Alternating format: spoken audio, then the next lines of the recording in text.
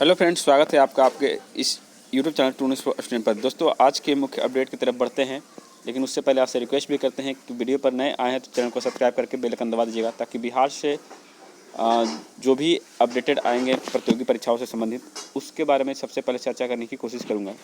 चलिए यहाँ पर बात करते हैं आज के अपडेट की। तो यहाँ पर बिहार लोक सेवा आयोग के अंतर्गत जो शिक्षक भर्ती TRE 3.0 का जो एग्ज़ाम हुआ था 15 मार्च को, और ये 2 पाली में आयोजित की गई थी। इसको लेकर के कई सारे मामले सामने चल कर आए हैं, जिसमें फर्जीवाड़े की जो है संलिप्तता दिखाई दी, और फाइनली BPSC ने जो है इस बात को भी माना, और आर्थिक अपराध इकाई यानी EOU ने जो भी साक्ष्य दिए, एविडेंस दिए, उसके हिसाब से यहाँ पर उन्होंने एक एक्शन लिया है, और वो एक सही एक्शन है, क्योंकि यहाँ पर बताया भी गया है कि वर्णित स्थिति में सम्यक विचारोपरांत अभ्यर्थियों के व्यापक हित को देखते हुए कदाचार मुक्त एवं पारदर्शिता के साथ परीक्षाओं को आयोजित करने की आयोग की प्रतिबद्धता को ध्यान में रखते हुए दिनांक 15 मार्च 2024 को आयोजित विज्ञापन संख्या इतना के तहत विद्यालय अध्यापक प्रतियोगिता परीक्षा TRE 3.0 के दोनों पालियों की परीक्षा को रद्द किया जाता है, और इस परीक्षा को पुनः आयोजित करने की तिथि बाद में घोषित की जाएगी। तो यहाँ सिंपल सी बात है, एग्ज़ाम तो अब होगा जून में, जुलाई में, जब भी संभव हो, लेकिन जून में संभावनाएं बन जाती है। लेकिन खुशखबरी ये है दोस्तों कि देखिए, जो पेपर भ्रष्टाचार के खिलाफ चला गया हो और सॉल्वर गैंग के हाथों में पहुंच गया हो, तो कहीं ना कहीं इसमें छात्रों का जो है नुकसान ही होता।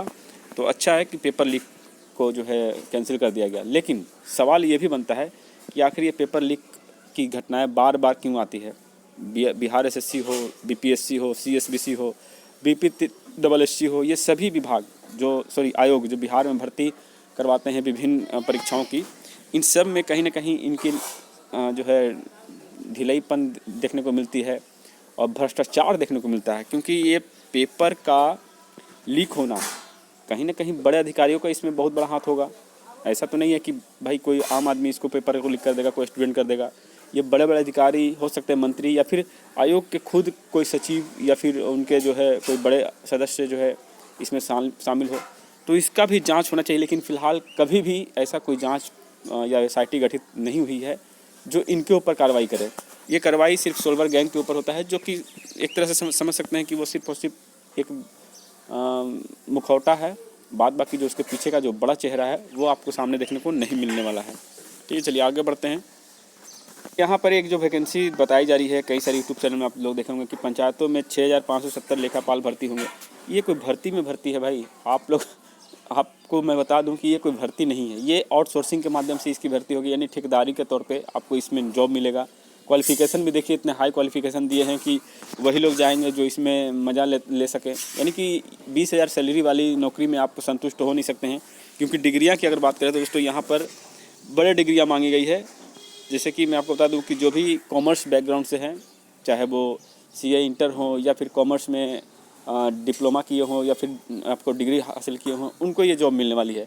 अब कॉमर्स वाले स्टूडेंट कहीं ना कहीं प्राइवेट में 25-30 हज़ार महीने कमा ही लेते हैं, और ऐसे में अगर ये ठेकेदारी पर जॉब में जाएंगे तो क्या उनको मिलने वाला है।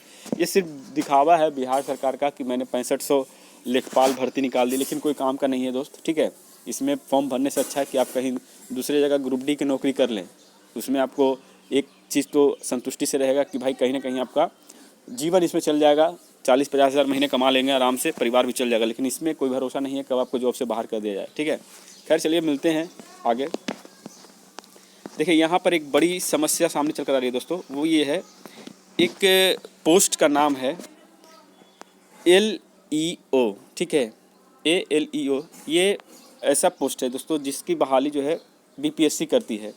और इसका मतलब एक दुखद खबर ये है कि जितने भी ये पोस्ट पर चयनित होते हैं, ये अंतिम तिथि तक, यानी कि अंतिम उम्र तक वो इसी पोस्ट पर ही रिटायर हो जाते हैं। जबकि इनसे जूनियर, यानी कि इनसे कम मार्क्स लाने वाले भी स्टूडेंट जो है इनके सीनियर बन जाते हैं। यानी कि ये क्रम में मेरिट में 1 नंबर पर आते हैं, 2 रैंक पे आते हैं, 3 रैंक पे आते हैं। बावजूद इसके ये इसी पोस्ट पर पूरा ज़िंदगी काट लेते हैं, और कोई 300 रैंक, कोई 500 रैंक पर ला करके भी इनका सीनियर बन जाता है। तो क्यों हो रहा है दोस्तों ऐसा? तो इस पोस्ट का प्रमोशन ही नहीं हो रहा।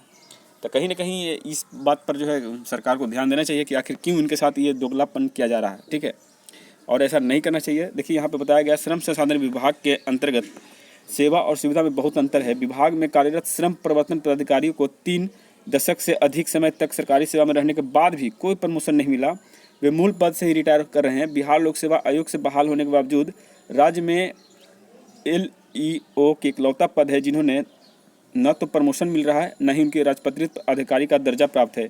और बीपीएससी से चयनित अभ्यर्थियों की 2 पदों पर बहाली होती है। एक पद श्रम अधीक्षक का और जो कि जिला स्तर का है, जबकि दूसरा आपका LE का जो कि प्रखंडीय स्तरीय का है। वहीं विभाग में श्रम अधीक्षक से बहाल हुए अधिकारी को प्रोन्नत होकर सहायक श्रमायुक्त, उप श्रमायुक्त, संयुक्त श्रमायुक्त और अपर श्रमायुक्त के पद तक पहुँचते हैं, लेकिन इनके साथ ऐसा नहीं है।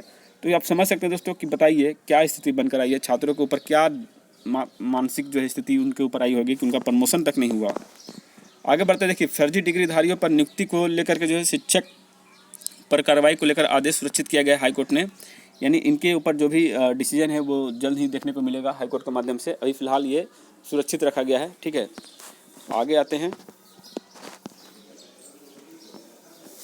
यहाँ पे बिहार के नए गृह सचिव बनाए गए हैं प्रत्यय अमित, जो कि बिहार के नए सचिव पद का जो है अपना पदस्थापन किए गए हैं और ये अपना पदभार संभालेंगे।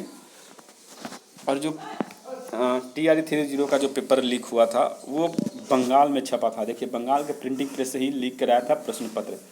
अब यहाँ पर पूरा डिटेल दिया गया है, इसके बारे में हम ज़्यादा चर्चा नहीं करेंगे क्योंकि इससे मुझे कोई फ़ायदा नहीं आपको फ़ायदा है। बस यही अच्छी बात है कि पेपर कैंसिल कर दिया गया। चलिए मिलते हैं वीडियो में, तब तक के लिए जय हिंद, जय भारत।